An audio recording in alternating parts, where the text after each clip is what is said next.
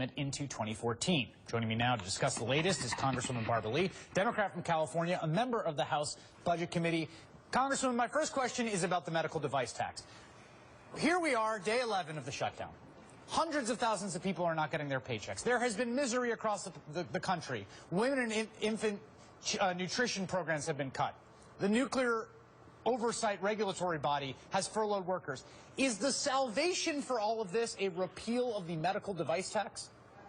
Chris, the salvation of all of this is opening the government up. As we have said, since this government has been shut down by the extremists, the Republican Tea Party, that we need to open the government back up, put people back to work, keep our economy moving forward. This is bad for the economy. It's bad for people. And so we have to do that first. I agree with you, but the reports out today indicate that we are now, no matter what people are saying about negotiation or lack of negotiation, whether negotiation is happening before the government opens or after, there are discussions now about what the Republicans will get in exchange for passing this. Isn't that already an indication that they are going to win something out of the fact that they have brought the nation to its heels? Chris, there are discussions taking place. There should be discussions taking place. But the president has said, and we continue to say, that we have to get people back to work. We must open the government up. We must pay our bills. And then we start talking about the negotiations and where they come and where they go and a framework for the negotiations. Also, Chris, let me just say, we have a budget bill. It's at a funding level which I detest. So many members of our caucus detest it. We've negotiated that. All we have to do is put that up for a vote.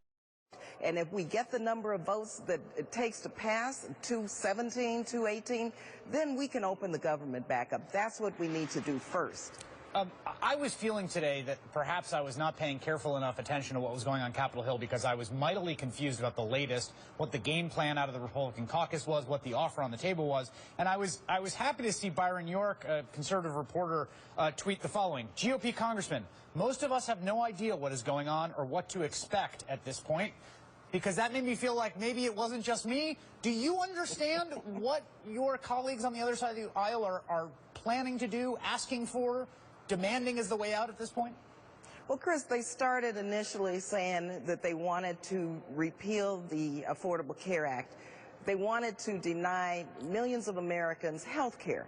That's wrong. That was holding the Affordable Care Act, the law, hostage.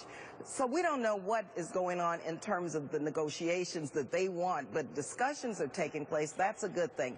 But what we have said and continue to say is we have to get people back to work. We must open up the government, and we must pay our bills. Once we do that, that's a requirement of this government. Once we do that, then we can sit down and start negotiating. And that is, I believe, where the president continues to be, and that is where Democrats are, and many Republicans want to do that. We want to pass the budget bill so we can open the government up. Congresswoman Barbara Lee, thank you so much for your time. Have a great weekend.